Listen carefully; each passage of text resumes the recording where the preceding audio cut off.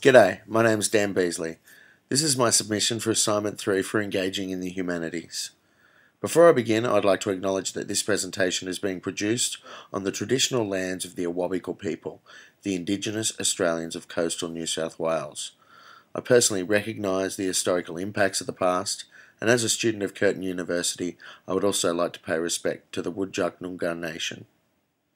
Okay, so let's have a look at what I'm going to be talking about over the next few minutes. I'm going to take a look at Blue Pulse, a piece by American artist Jackson Pollock. And I'm going to enter into a discussion about whether this piece of art is modern or postmodern. And one of the things I'm going to do to help me make that distinction is contrast the work of Pollock with the pre-postmodern art of Andy Warhol. So let's start by taking a look at Blue Pulse by Jackson Pollock.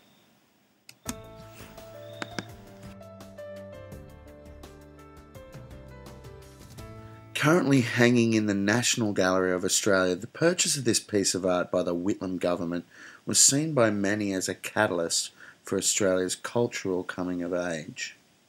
In fact, one article in the Australian newspaper described the purchase of Blue Pulse as the most monumentous event in the cultural history of Australia. It also described Jackson Pollock as an artist whose work made it impossible for painting to ever look quite the same again.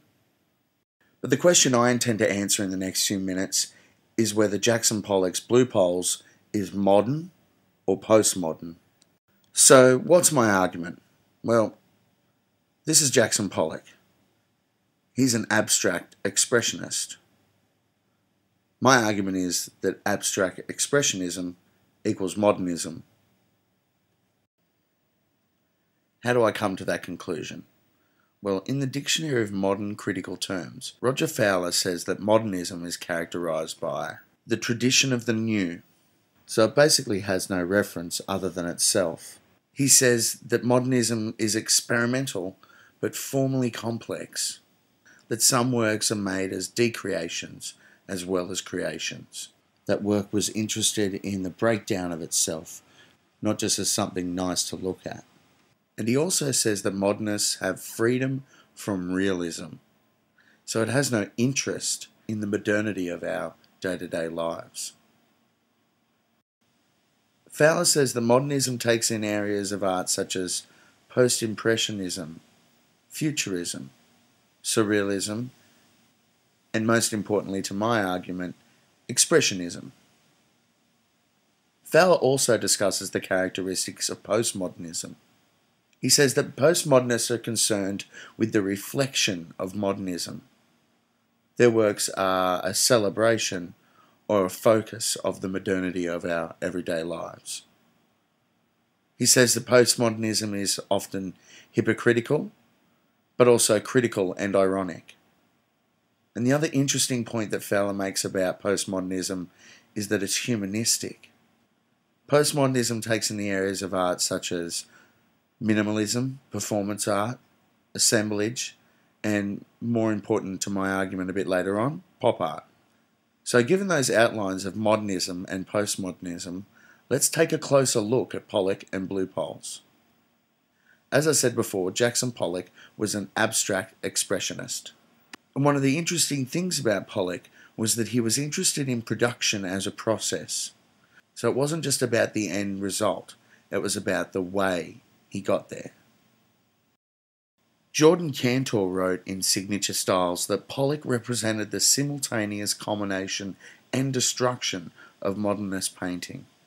In light of that, let's have another look at Blue Pulse, but this time with the aid of Fowler's checklist for modernism. Fowler says that modernism is concerned with the tradition of the new. Clearly the work is not referring to anything of the past, so in this case, Blue Pulse meets Fowler's checklist for modernism. Experimental but formally complex. I think just by looking at the work of Pollock's Blue Pulse, you can see that it is not only experimental but also minutely complex. Fowler also says that modernist works are decreation as well as creation, and there are freedom from realism. And as you can see by looking at Blue Pulse, there's no humanistic tones to this work. There is no reference to anything humanistic or of the past. But let's go on to contrast the work of Jackson Pollock to that of Andy Warhol. Jackson Pollock's abstract expressionism to Andy Warhol's pop art. William Rubin, one of the directors of the Museum of Modern Art in New York, said that Andy was a pioneer of the image appropriating pop art scene. He said that the implications of Andy's work proved essential to the subsequent postmodernist movement. So let's take a closer look at Andy Warhol. Andy Warhol was a pop artist. And interestingly, Andy Warhol was also concerned with production as a process, concerned with the journey of making the piece of art as well as the end result, and sometimes over the end result. When you look at Andy's work, Campbell's Soup, number 1 from 1968 there, especially compared to the work of Jackson Pollock, Blue Poles Above, and Andy Warhol's depiction of The Last Supper from 1986. You can see very clearly that there again, Jackson Pollock's number 1 from 1950, and then on the right, Andy Warhol's depiction of Marilyn Monroe. So when you look at Andy Warhol's work against the postmodern checklist, even though he's regarded as pre-postmodern, he really does fit the bill. Reflective of modernism, hypocritical, critical and ironic, and humanistic. Obviously there with the face of Marilyn Monroe. But when you look at the postmodernism checklist for a work like Jackson Pollock's Blue Poles, it's not a reflection of modernism. It's not really a reflection of anything. It's not hypocritical, critical, or ironic. It just is what it is.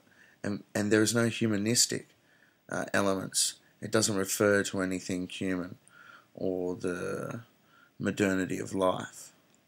So given that Jackson Pollock's Blue Poles fails to meet the postmodern checklist as specified by Fowler, but resembles very closely the checklist for modernism, and compared to the work of pre-postmodernist Andy Warhol, I conclude that Jackson Pollock's Blue Poles from November 1952 is actually an artistic work of modernism.